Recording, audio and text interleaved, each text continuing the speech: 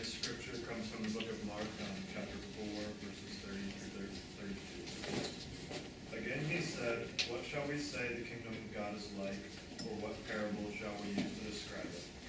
It is like a mustard seed, which is the smallest seed planted. It grows and becomes the largest of all garden plants, with such big branches that the birds of the air can perch in its shade."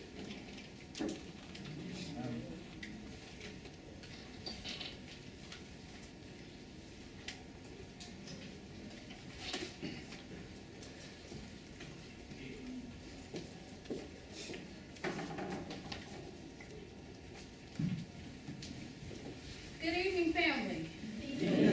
How's everybody? All right, so tonight we're going to share from the subject, what happens when we say yes. Somebody say, what happens when we say yes?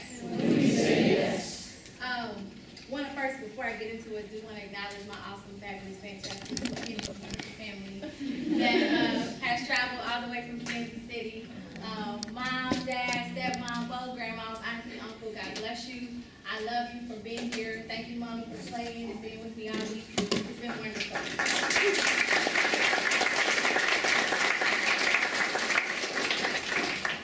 And I want to just quickly read that one verse again. It says, "It is like a mustard seed, which when sown upon the ground is the smallest of all the seeds on the earth. Yet when it is sown, it grows up and becomes the greatest of all shrubs, and puts forth large branches, so that the birds of the air can make nests in its shade." Let's pray. Loving and gracious God, we thank you and we praise you. We honor you for who you are, for your faithfulness. Thank you, God, that your mercies are new every morning, that your compassions fail not. We ask, God, that you would meet us in this moment of worship. Be in my mind and in my thinking, in my mouth and in my speaking, in my heart and in my preaching. Pour out your spirit now on all of us, that we might receive that which you have prepared for us. In the name of Jesus, we pray and we give you thanks. And the people of God said, Amen. So what happens when we say this? I want to talk a little bit about, anybody ever been, is anybody here like a Grey's Anatomy fan? Or Scandal fan? No Scandal fan. Scandal fan. How to Get Away with Murder, any of these fun shows that have filled our Thursday nights for many years now. Matter of fact, something's probably on right now, right?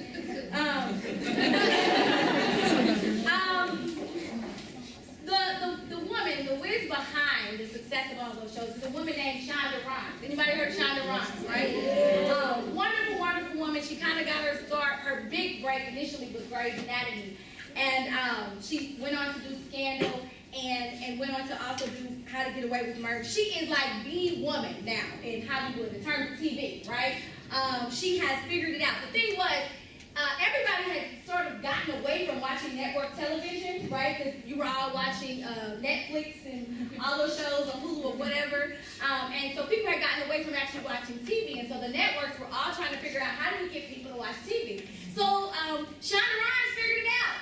I don't know what it was she did. It was her writing, incredible shows that she had created. And it changed the way we watch television, right? Like, not only was it enough to watch TV, but we were also, like, tweeting and Facebooking and such, right, while watching the shows.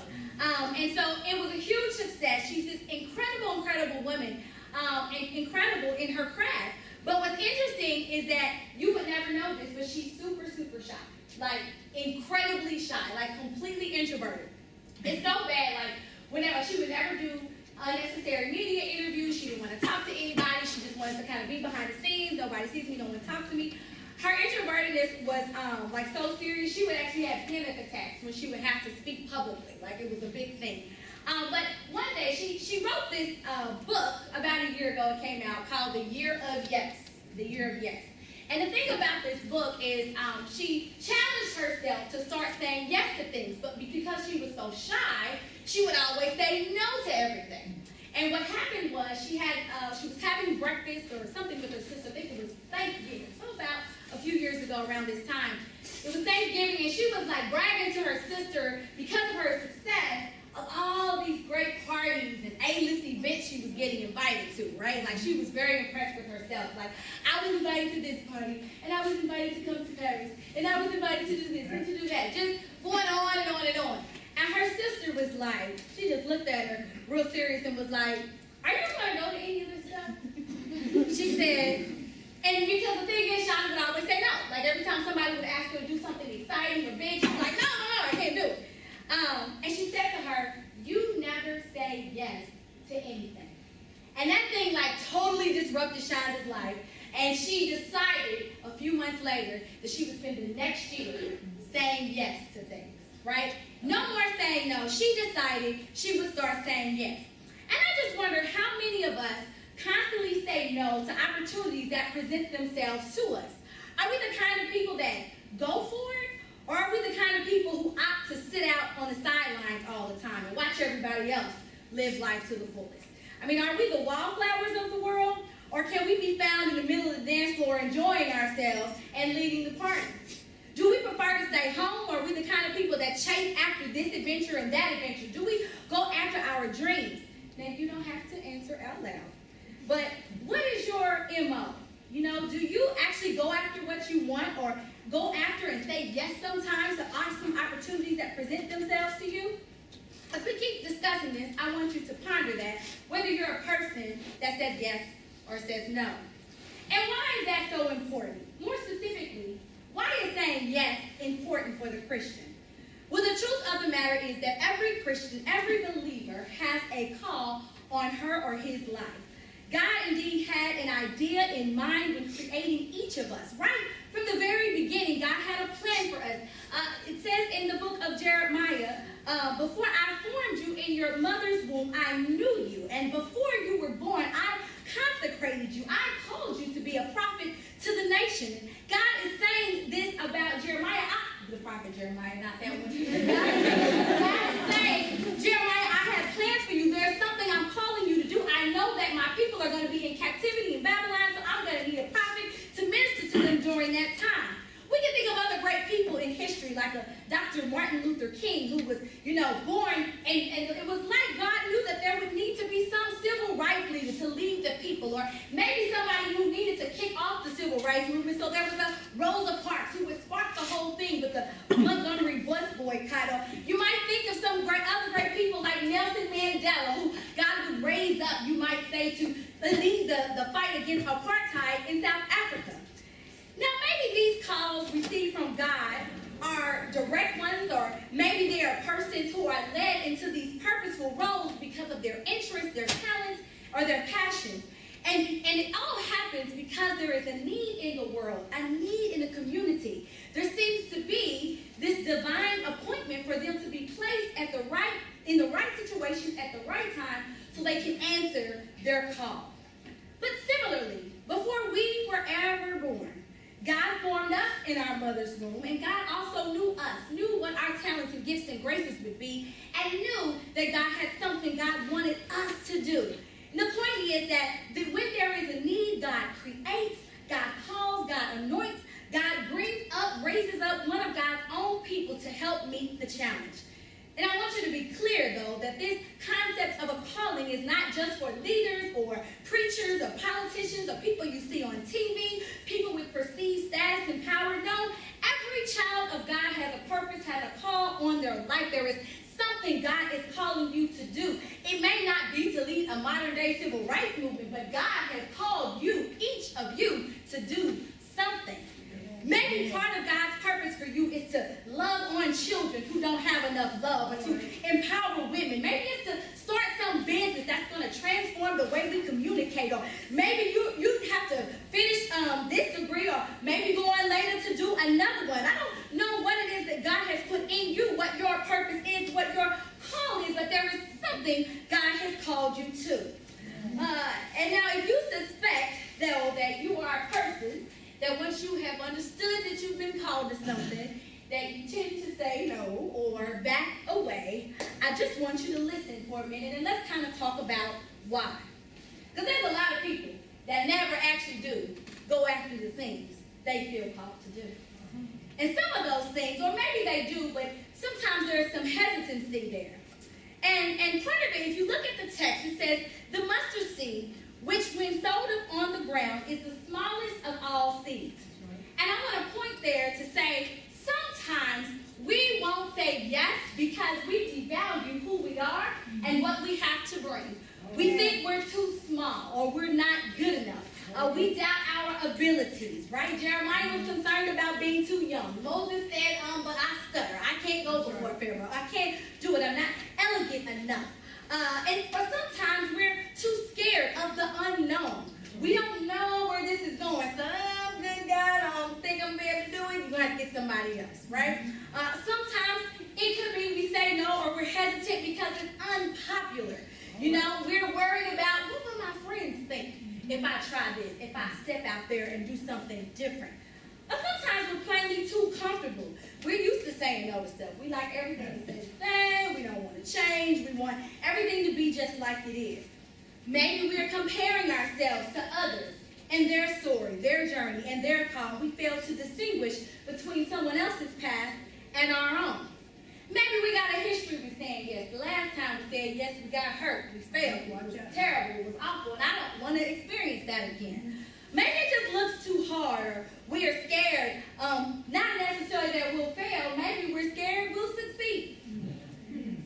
Sometimes we just say, you know what? I'm not going to be able to do it. That's going to take way too long. It's going to take too much time. Which is kind of an irrational way of thinking about it, because the thing is, the time's going to pass anyway. So you might as well go for it if it's something you really want to do and you feel called to. Or maybe we're worried the call of God, whatever it is, might cost us too much. Maybe not money, but time, or maybe money. Talking some of you. Maybe it'll cost us too much time and energy or focus. But the point is, ultimately, these are all ways in which we back up or we're hesitant to say yes because we aren't fully valuing who we are and what it is we have to give and the mission we're called to complete. We think of ourselves, our gifts, our mission, and the people we're called to serve as less significant than they really are. And the problem is, it has us all too, when we're thinking in these kinds of ways, we're too fixated on ourselves, right? Not thinking about this greater call God has on our lives. If you notice in the text, the mustard seed is not concerned about any of these things. I mean, it is inanimate object. I just want to acknowledge that I do know that, right? But notice that the seed just absolutely submits to being planted. And similarly, we want to submit and just say yes. There might be questions, concerns, doubts, whatever. But if we would just submit, it would be amazing when we see what God does for us.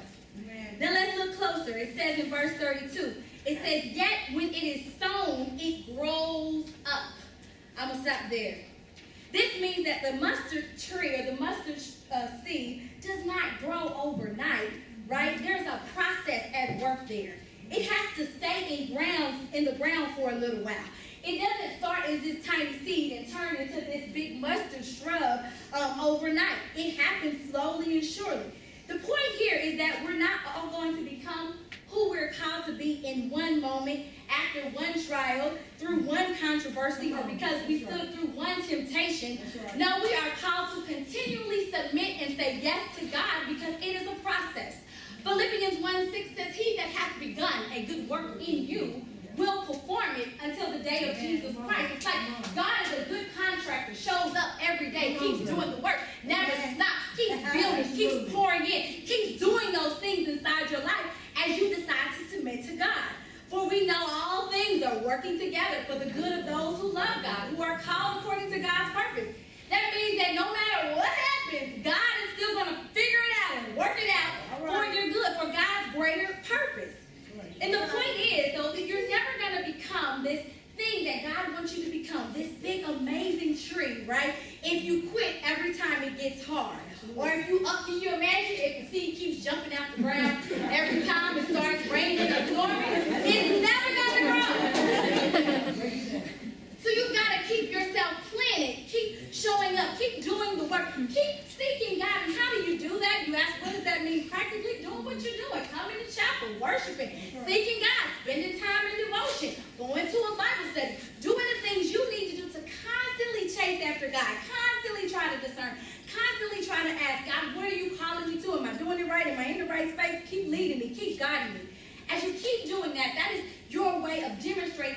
want to be planted in that soil so God can do the incredible work God is doing in you. The last piece I want you to notice in the text, it says, when it grows up, it becomes the greatest of all shrubs and puts forth large branches so that the birds of the air can make nests in its shade. Notice that what happens is once the seed is planted in the ground, it's tiny. It becomes this huge, huge shrub. But how does that really happen?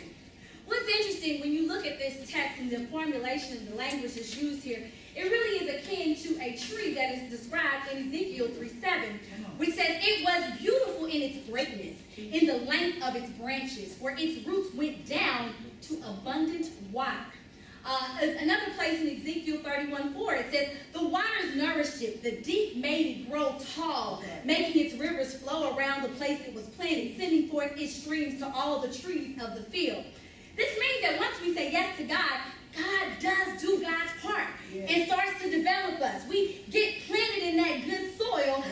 It's like we start getting nourished. And if you really think about it, that soil is like God, right? And just starts to pour into us and nurture us and develop us. And deep down, there's some water that's coming in there and helping us to grow. You've never seen anything grow without some water and some soil, amen? And so God continues to pour in to develop you, to make you who you are supposed to be. And before you know it, you'll be walking fully in the purpose God has called you to. I don't even know what that thing looks like for you, but God has something to do with you. You might not be a Dr. King, it doesn't matter. You're called to do something somewhere with somebody that's going to be a blessing to the body of Christ. That's going to be a part of God's ongoing miraculous work to change the world.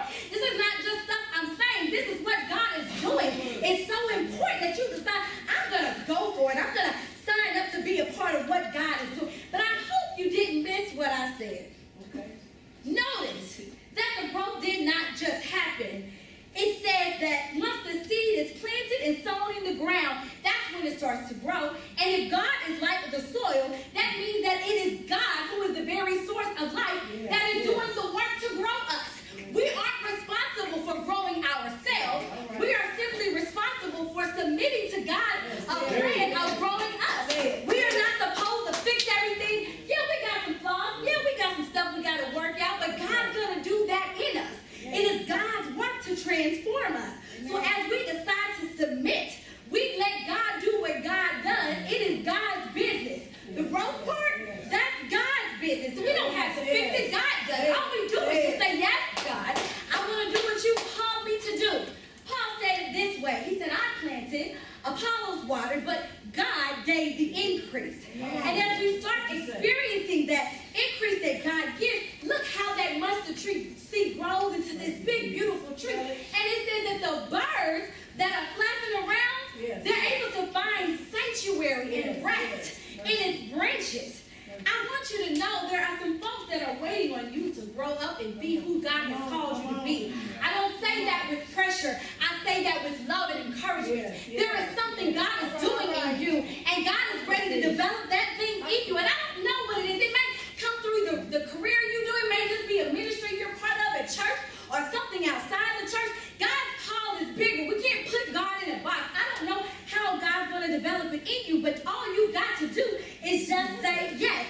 And I'm not sure what branches or what your shade will do or what your calling will address. Perhaps you are feeling called to work to end poverty, to make people have better health care, or perhaps you are passionate about fixing an unjust justice system or working to reverse the prison industrial complex, or maybe you are concerned about a cure for cancer and you are being called to work to that. So maybe you have been called to bring it into sexism and racism and discrimination, or maybe you've been called to teach and love children and help people have a new lease on life. I don't know what God has called you to do, but God has called you to do something, and all you have to do is simply say yes. The word of God says, for we are God's handiwork, created in Christ Jesus to do good works which God prepared beforehand for us to do. So I don't know what it is that's in you, but know all you have to do is say yes. God, I want to do it. Yes, God, do what you want. Have your way in my life. And I just wonder if there's anybody in the room tonight who is ready to be used mightily by God. I wonder if there are any mustard seeds, any tiny little seeds in the house, that small you may be.